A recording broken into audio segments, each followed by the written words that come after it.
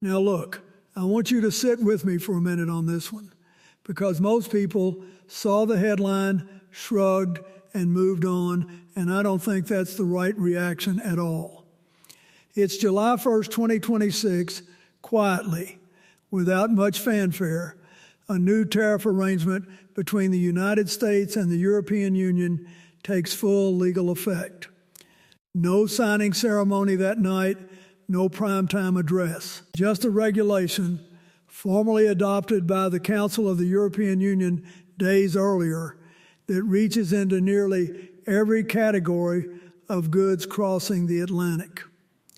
On the surface, this looks like the kind of trade story that only economists and importers care about. Tariff schedules, customs codes, the sort of thing that makes eyes glaze over at the dinner table.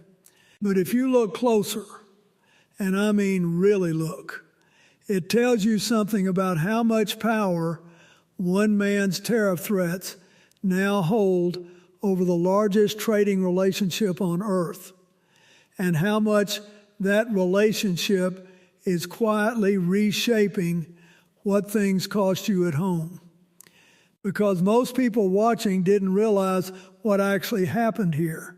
A German-built car that carried $16,500 in duties the day before this deal took effect suddenly carries $9,000. Overnight, that's not a rounding error. That's real money on real cars sitting on dealer lots right now. This touches the price tag on that European sedan you've been eyeing, the steel going into the next bridge built in your county, and whether the pharmaceuticals, your pharmacy stocks, keep flowing the way they have for decades.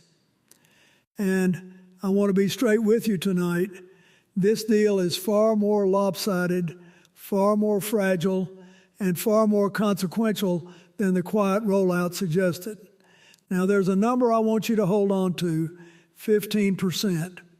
That's the new ceiling on most American tariffs on European goods. And we're going to come back to exactly what it does and doesn't cover, because the exceptions matter just as much as the headline rate. And there's a date I want you to hold on to too, September 1st, 2026. A second phase of this deal kicks in then, and it changes the picture again. Stay with me, because that date may end up mattering more than July 1st ever did. To understand tonight, you've got to understand how we got here, because the chain of events matters. Go back to the summer of 2025. President Trump and European Commission President Ursula von der Leyen meet at a golf resort in Turnberry, Scotland, and strike a framework agreement, the outline of a deal, not the finished product. The terms, even then, struck plenty of observers as one-sided. The EU would eliminate its tariffs on American industrial goods entirely. In exchange, the U.S. would cap its own tariffs on most European goods at 15%. Lower than the alternative Trump had been threatening, but still, by any measure, an asymmetric bargain. For months after that handshake, the deal sat in legal limbo. European lawmakers, particularly members of the European Parliament, balked at how lopsided it looked on paper. Twice, the European Union paused its own implementation efforts, once in response to new American tariff threats, once after President Trump floated the idea of annexing Greenland, a Danish and therefore European territory. That's the echo running underneath this entire deal. A partnership that kept getting destabilized by threats that had nothing directly to do with trade at all, forcing European negotiators to build in protections against a partner whose commitments didn't always feel permanent. By early May of this year, Washington had run out of patience. Trump gave the EU an explicit deadline: implement the deal by July 4th or face a jump to 25% tariffs on European automobiles.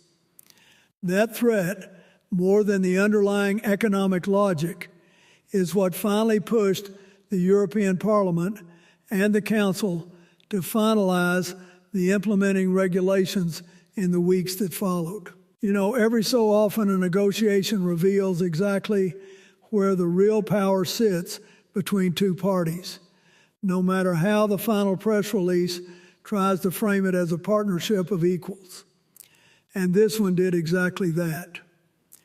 Despite the European Union representing collectively one of the 2 or 3 largest economies on the planet, it was Brussels making the concessions.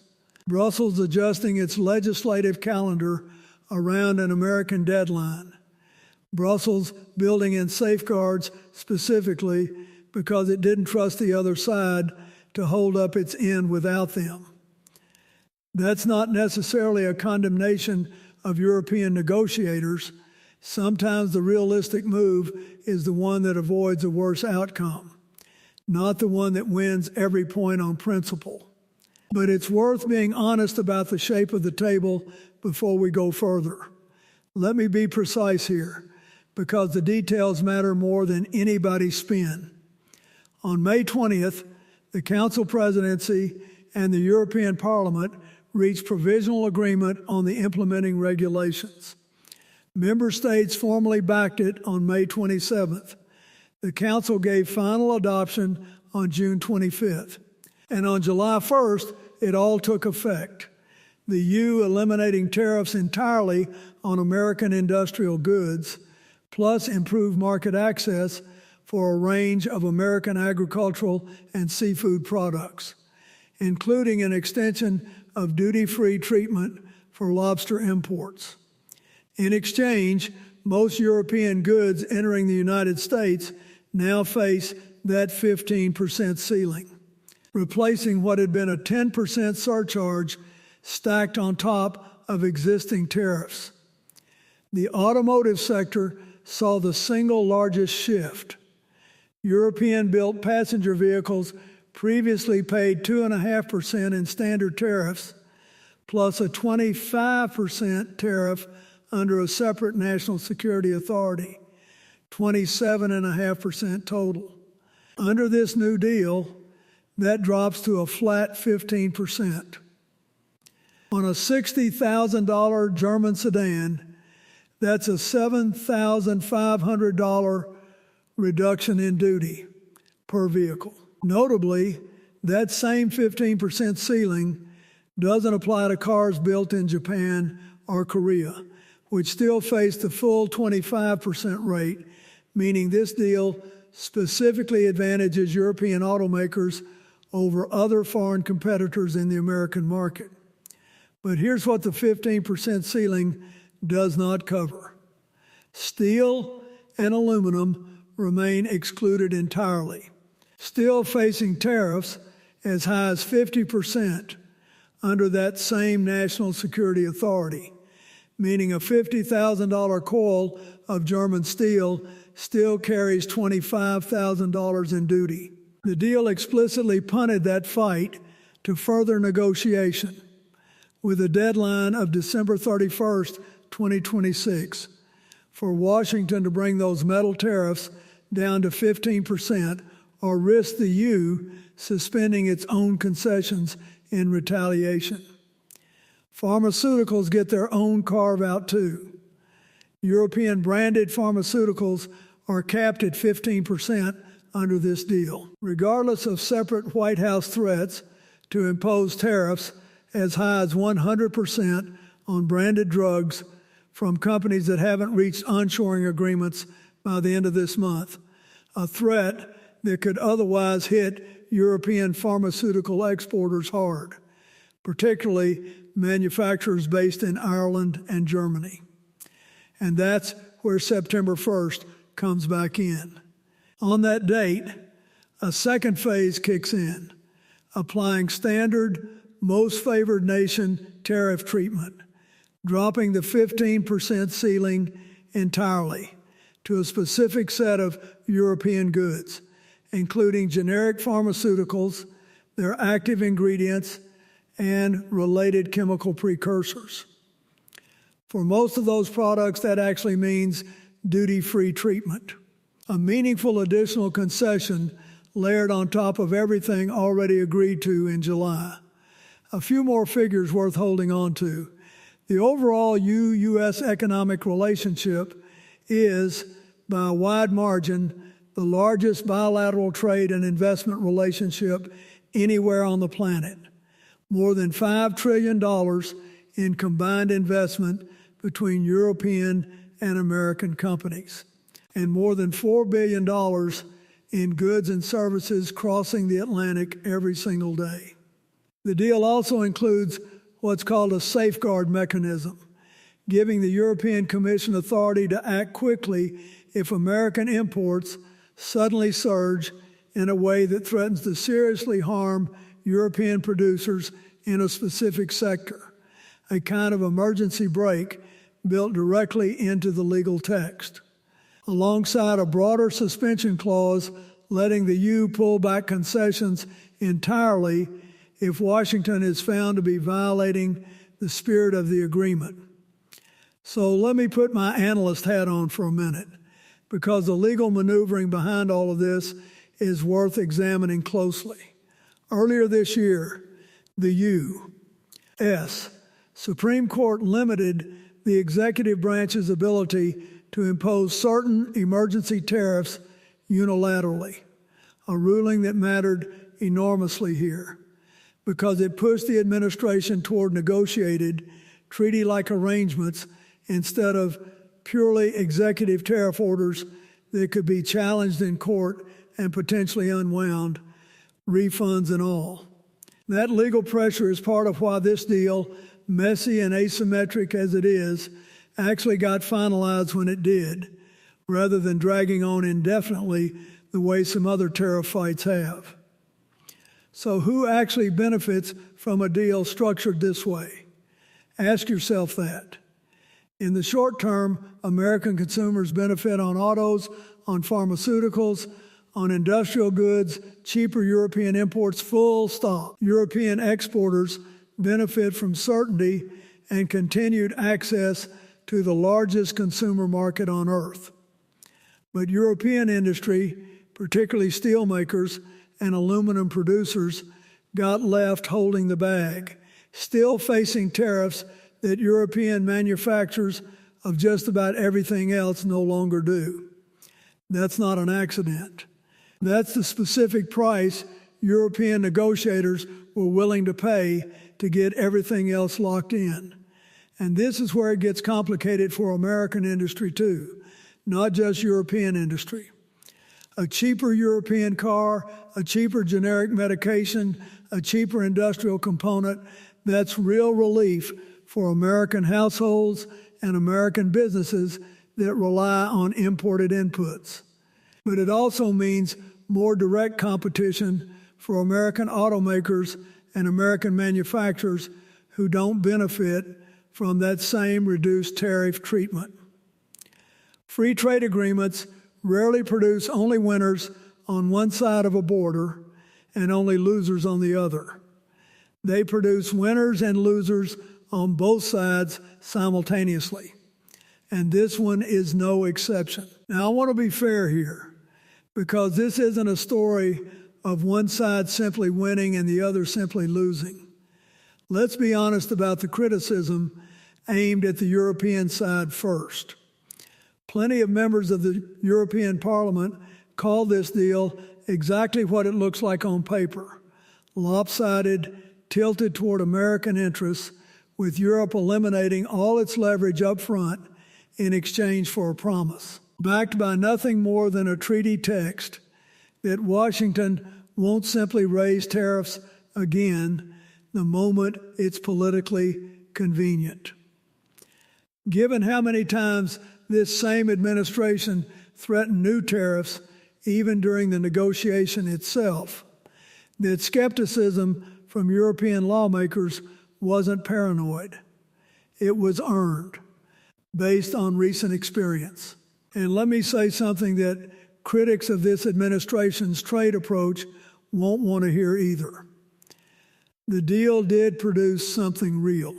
American consumers are paying meaningfully less for European cars, drugs, and industrial goods starting this month than they would have under the alternative, a full-blown tariff war with the U that virtually every economist warned would have raised prices further and faster than this negotiated compromise did.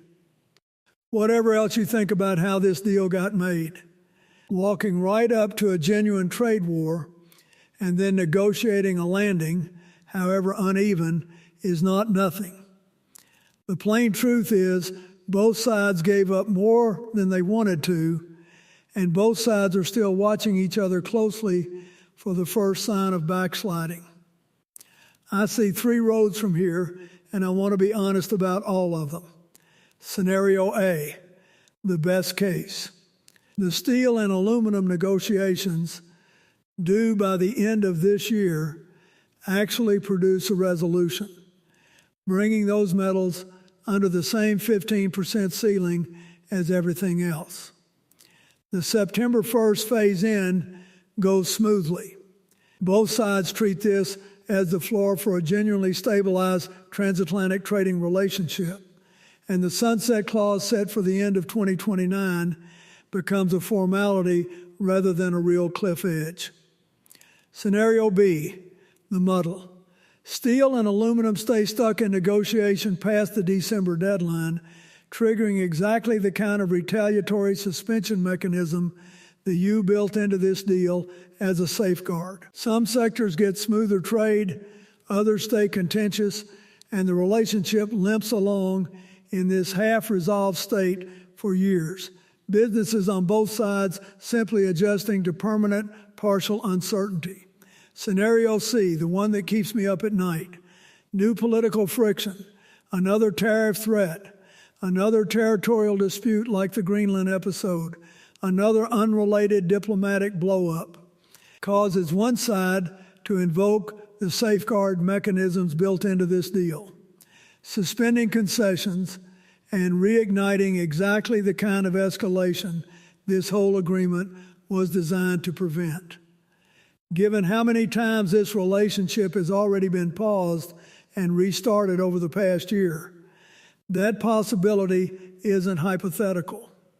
It's happened before, more than once, over things that had nothing to do with trade policy at all. My honest assessment, the sheer economic weight involved here, over $1.6 trillion in annual goods and services trade between these two economies, makes total collapse unlikely. But the deal's own built-in safeguards, the sunset clause, the suspension triggers, tell you the negotiators themselves don't fully trust this to hold without a legal escape hatch. That's worth remembering every time you hear this described as settled. So let's pay off what we opened with tonight. That 15% ceiling. Now you understand exactly what it covers, and just as importantly, what it doesn't. And September 1st, that's the date the second phase of this deal quietly reshapes pricing again, particularly for generic medications many American families rely on every single day, mostly without anyone outside the industry noticing when it happens. Here's the plain truth, folks. Trade deals like this one rarely get the attention of a war or an election, but they touch nearly everything you buy, quietly, every single day, in ways most of us never trace back to a regulation adopted in Brussels in June. That's exactly why it deserves more of your attention, not less. I've seen this country navigate difficult trading relationships before, walk right up to the edge of real economic conflict, and find a way back before real damage was done. I believe the people negotiating on our behalf can keep doing that here too, but only if we keep asking hard questions about who these deals actually serve, long after the headlines move on to the next story. Stay engaged on this one. Watch what happens with steel and aluminum by December. Watch how September 1st changes the prices on your pharmacy shelf. Trade policy is written in the fine print, folks, and the fine print is exactly where it deserves your attention. Every generation of Americans has had to figure out how open to be with the rest of the world. And every generation has gotten the balance a little bit wrong before eventually finding something workable. This deal, imperfect and asymmetric as it is this generation's attempt at that balance with our oldest and largest trading partner. Whether it holds through 2029 or gets torn up long before then depends less on the text of the regulation itself than on the political relationship between two governments that have already shown more than once this past year how quickly they can go from partnership to threat and back again. That's what I'm asking you to think about tonight. God bless and take care of each other.